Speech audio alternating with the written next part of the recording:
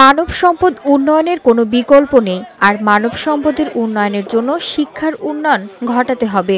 এর জন্য বাজেট শিক্ষা খাতে বরাদ্দ বৃদ্ধি করতে হবে বলে মন্তব্য করেছেন পররাষ্ট্র উপদেষ্টা তৌহিদ হোসেন। আজ দুপুরে নীলফামারীর কিশোরগঞ্জে মাগুরা উচ্চ বিদ্যালয় পরিদর্শন শেষে তিনি এই মন্তব্য করেন।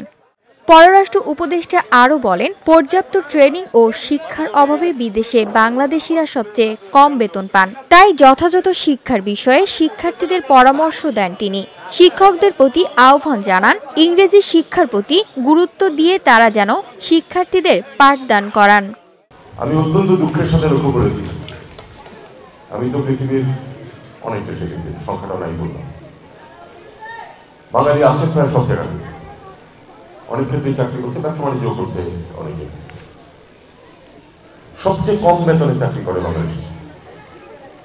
প্রত্যেক দেশের লোকজন যে বেশি বেতনে চাকরি করে, কারণ আমাদের ট্রেনিং এর অভাব, শিক্ষার অভাব, এবং শিক্ষার অভাবের কারণে আমরা শুধু বেস লেভেলের কাজ যেগুলো সেগুলোতে যাই, সেগুলিতে আবার আমাদের এখান থেকে যে ম্যান পাওয়ার এজেন্ট আছে তারা আমাদেরকে এক্সপ্লয়েট করে। মাগুরা উচ্চ বিদ্যালয়ের বিভিন্ন অবকাঠামোগত উন্নয়নের আশ্বাস দেন পররাষ্ট্র উপদেষ্টা।